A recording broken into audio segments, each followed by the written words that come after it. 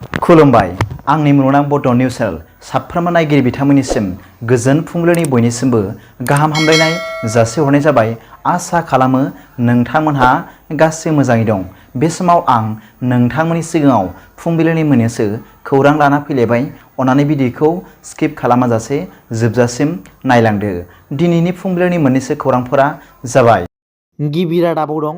आसामनि गिबि मन्थ्रिया आलफा आइनि आफादगिरि मानगोनां फरेस्ट बरुवा बिथांखौ आसामनि गोजोनखौ हास्थायनानै आसाम सरकारजों सावरायनो गले गले खावलायनाय समावनो BTRनि गाहाय मावफुं सोद्रोमा मानाव गेदेर प्रमद बर' बिथाङाबो मैया खौरांगिरिफोरनि सिगाङाव आलफा आइखौ हाग्रायाव थानानै समाजनि मोजां खामानि मावनो हानाय नङा आरो बिनि थाखायनो सरकारजों गोजोनै सावरायनानै सुबुंफोरजों थाफानानै गाहाम हाबा मावफैनो थाखाय आलफा आइनि आफादगिरि मानगोनां फरेस्ट बरुवा बिथांनिसिम खावलायदों। नैथि रादाबाव दं।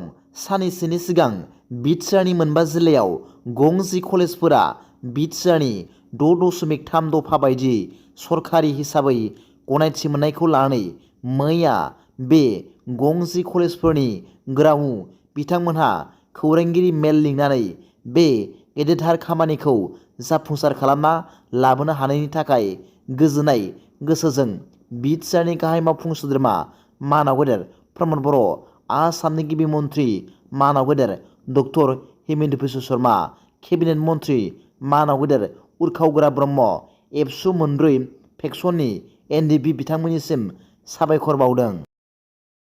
थामथि रादाबाव दं। मैया खौरांगिरिनि सिगाङाव BTRनि EM राकेश ब्रह्म बिथाङा मानगोनां दावराय देख्रेब नार्जारी आरो मानगोनां अमर सिंह ब्रह्म बिथांमोन सानै मानसिखौ थार क्लास गोसोनि सुबुं होनना फोरमायदों आरो मिरु दुलाराय बर' फरायसा आफादनि आफादगिरि मानगोनां दिपेन बर' बिथांखौ गाज्रि रावजों सोंखारिनायनिफ्राय गोजानाव थानांगौ होनना बिथां EMआ फोरमायदों। ब्रैथि रादाबाव दं। दुखुनांथाव खौरां। गुबुन रायजोआव खामानि मावनो थांनानै फिन सासे बर' सुबुंनि जिउ खहा। जिउ खुंनायनि राहा लामा नागिरनानै गुबुन रायजोआव खामानि मावनो थांनानै बर'फोरा खास्रि बिस्रि बुथारजानाया दिनैनि गोदान बाथ्रा नङा। बेबादिनो एखे जाथाय सोमजिदों बिहार रायजोआव। मख'नो गोनांदि गसाइगाव महकुमानि सिङाव थानाय सराइबिलनि राजेन्द्रपुर गामिनि थागिबि सुनिलाल बर'नि फिसाज्ला अरन्जय बर'आ बेंगालराव खामानि मावनो होननानै थांदोंमोन होनना मिथिनो मोन्दों। नाथाय खामानि मावहैनाया बेंगालराव 3 बोसोर जाबायमोन खामानि मावनो थाहैनाया। थैनाय सुबुंनि बिसिया खौरांगिरिफोरनि सिगाङाव फोरमायनाय बादिब्ला गोबाव जाहैनायखाय न'आव फिन फैनो होननानै न' फारसे हमसफर आगरतला एक्सप्रेस ट्रेनजों फैगासिनो थानायावनो बिहार रायजोनि काटिहारनि जिल्लानि सुदानि स्टेशनाव सोमजिदों बे जाथाया। सोरबा दुथांफोरजों बुथारजादों अरन्जय बर'आ। बे जाथायखौ लानानै न'खराव बोहैदों दुखुनि मोदै। गोरिब न'खरनि सुबुंफोरा गोथै देहाखौ लायनो रांनि आंखालाव जादों हालाय हाफाय। बेनिखायनो BTR सरकारजों लोगोसे बर' हारिनि रायजो राजाफोरनाव अनसुंथाइ बिहरदों न'खरनि सोद्रोमाफोरा। सोरबाफोर बे गोरिब न'खरखौ अनसुंथाइ हरनानै मदद खालामनो गोसो जादोंब्ला स्क्रिनाव होनाय 6900126752 जानबुं नम्बराव खौरां लाहरनानै नैबे स्क्रिनाव होनाय एकाउन्ट नाम्बाराव 7136026056 IFSC कड PUNB0RRBAGB नम्बराव अनसुंथाइ हरनो हागोन। बाथि रादाबाव दं। मैया आलफाया आसाम सरकार आरो भारत सरकारजों गोरोबथा खालामबाय। अरबिन्द राजख'वानि फेक्सनआ मैया आसाम सरकारजों 12 बोसोर सावरायलायनायनि उनाव गोरोबथा खालामदों।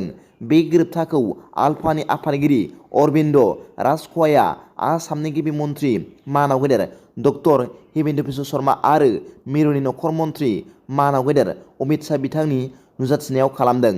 नाथाय आलफानि गुबुन मोनसे फेक्सन फरेस्ट बरुवाजों दैदेनजानाय आलफा आइआ सरकारजों सावरायनो आवगायबोयाखै होनना मिथिनो मोन्दों। दिनैनि फुंबिलिनि मोननैसो खौरांफोरा दा बेखिनिल'मोन। भिडिअखौ मोजां मोनदोंब्ला आंनि बे मुलुगनां बड' निउस चेनेलखौ अन्नानै साबस्क्राइब खालाम आरो बेल आइकनआवबो थुनानै ला जाहाथे आं गोदान निउस आपडेट लानानै फैब्ला नोंथांनियाव सिगांग्रो नटिफिकेसन सौहैयो। दा बेलासिनि रादाबाव नोंथांमोनखौ आंनि बे चेनेलाव गासैखौबो बरायहरनाय जाबाय। गोजोन्थों। एसेनोसै। जै बर' हारिनि जै।